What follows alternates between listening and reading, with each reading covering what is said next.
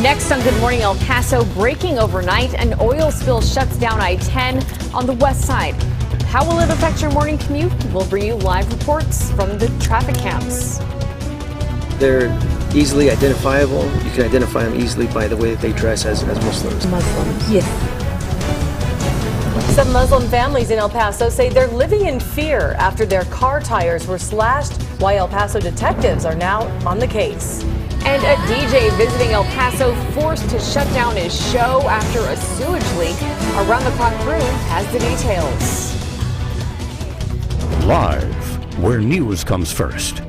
From the Mesilla Valley and Las Cruces to El Paso and the borderland. This is ABC 7's Good Morning El Paso. A very good morning to you, El Paso, Las Cruces, and Juarez. I'm Stephanie Valle. And I'm Hillary Floren. Good morning, everyone. Before we get to your storm track weather or your headlines, we want to let you know that an oil spill that had shut down all of the westbound lanes of I-10 between Executive and Sunland Park is now open. We can see a live shot courtesy of our TxDOT traffic camera network at I-10 and Executive, where both directions of I-10 are now open. It was not the case about an hour ago, even just 45 minutes ago. It was still closed, but as you can see, the directions of I-10 east and west are open to traffic. Yeah, we're glad to see that. It would have been a mess because a busy part of I-10 anyway for the morning commute. So today's Fat Tuesday as well. In other news, it is, and in probably about 12 hours or so, people getting ready to hit the streets, Crystal, and they want to know how the weather's going to look. Well, the weather is going to look good. It is a little cooler in the forecast today than it has been the last few, but still actually overall a great forecast. Sunshine to start the day, clear skies tonight. Here's on our clouds and radar a start though to the morning. Not clear all the way quite yet. We do have some very light scattered showers that are picking up just south of the international border into parts of northern Mexico. They're dropping down to the southeast, meaning that they shouldn't really hit our viewing zone, but a few spot areas of sprinkles and the edge right along the international border could pick up some very, very light spotty rain over the next hour or so. Otherwise, we're going to see clear and sunny sky conditions move in throughout the rest of today. On your temperatures, we're now at 37 degrees in El Paso. Winds are calm officially. Winds are just at 6 miles per hour in Las Cruces with a temperature of 40 and a wind chill of 36 outside. Still some areas of breeziness, though, in the forecast. Winds will pick up yet again by the end of that 7-day forecast. We'll talk more about when it hits and why coming up. Okay, Crystal, thank you. Our round-the-clock coverage out of East El Paso. Fans of internationally known DJ Steve Aoki had quite a long night. Aoki was playing in El Paso when his show had to be shut down around 12:30. This was at Buchanan's Event Center in East El Paso. Now, according to Aoki's Twitter page, it had to do with a sewage leak. El Paso's Fire and Health Department declared it was not safe to continue with the show. Aoki's probably one of the most popular touring acts in all electronic music at this time.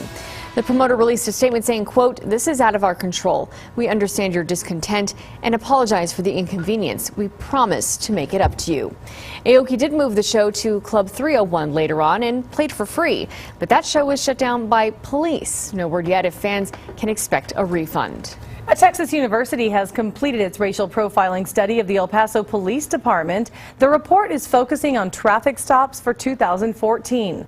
Police officials will present the findings to City Council today, but we have a preview right now. Good morning, El Paso's Denise Olivas has the brand new information. Denise, what can you tell us? Good morning, Hillary. The police department is mandated to have a report every year, and this study was put together by 2 professors from the University of North Texas.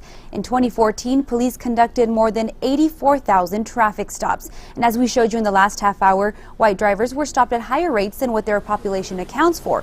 Black and Hispanic drivers were stopped at proportional rates, and Asian drivers were stopped at lower rates. And although white drivers were stopped more than other ethnicities, they are searched at lower rates. Of the more than 19,700 white drivers that were pulled over last year, about 1,500 were searched.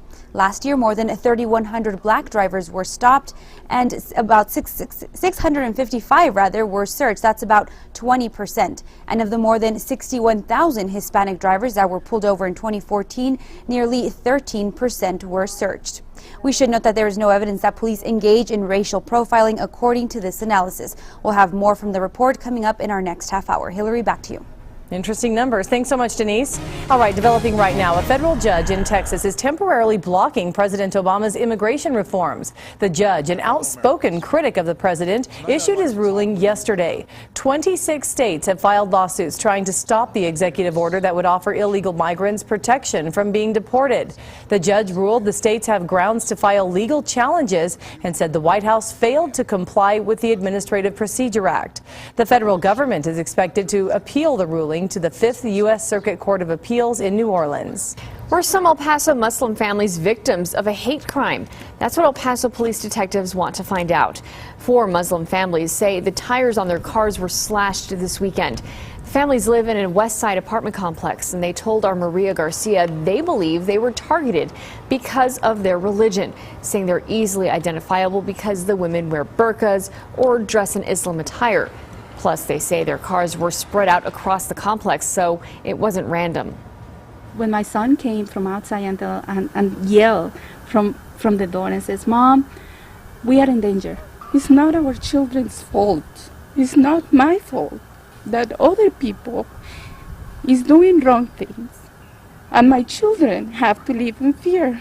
They know where we live. So now we don't have a peace of mind to leave our homes, to leave our kids at home." The tires on 5 different vehicles were slashed, 4 of which belong to Muslim families. A police spokesman says that the department's Homeland Security Investigation Unit is looking into it. And meanwhile, the man who police say killed 3 Muslim college students in North Carolina last week is facing murder charges. A grand jury has indicted Craig Hicks on 3 counts of first-degree murder. Police believe that Hicks' motive was a parking dispute, but they say they are not ruling out the possibility that the murders were indeed a hate crime. Hicks is also charged with discharging a firearm inside an occupied dwelling.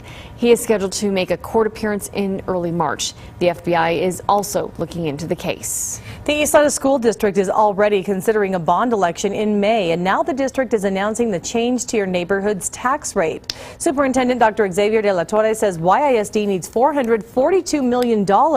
It calls for taxpayers to approve a 10% property tax increase. That means for a $100,000 taxable home value, it would be $1,500 a year. Dr. de la Torre said feedback from taxpayers has been positive, especially because the number could have been much higher. The original number, when you took everything into consideration, the work of Jacobs, the Facility Assessment Committee, and then the subcommittees, actually climbed to $677 million. And it was at that point that we understood that that would be a significant burden on our taxpayers and that it was unlikely that we could move forward with that aggressive a plan. Yesterday, De La Torre told us the other East Side school leaders agreed that $442 million would keep the district competitive, and it's a number that could be sold to the voters. The master plan details the rebuilding of some schools and the closing of others. Well, here's what else we found in that plan. $89 million would go towards schools in the Del Valle area, $85 million for Eastwood area students, $46 million for those around Hanks High School, and $65 million would fix up Bel Air High School and neighboring schools. $155 million for other feeder patterns district-wide. A lot of numbers. And Hillary has mentioned one of the schools in need of repairs is 58-year-old Bel Air High School. The nearly $23 million bill includes more than $12 million in basic improvements and repairs to things like the mechanical and electrical systems and roofing. The plan calls for $2.5 million for artificial turf on the football field and lighting for the baseball and softball fields, $2 million for visual and performing arts facilities, and $5.5 million for a new gym. We understand all the numbers and information can be a lot to take in, so we have the full YSD plan on our website for you. Just go to KVIA.com right now to see how your child's school will be affected. You can also join the Facebook discussions that we have on our page, which is KVIA.com.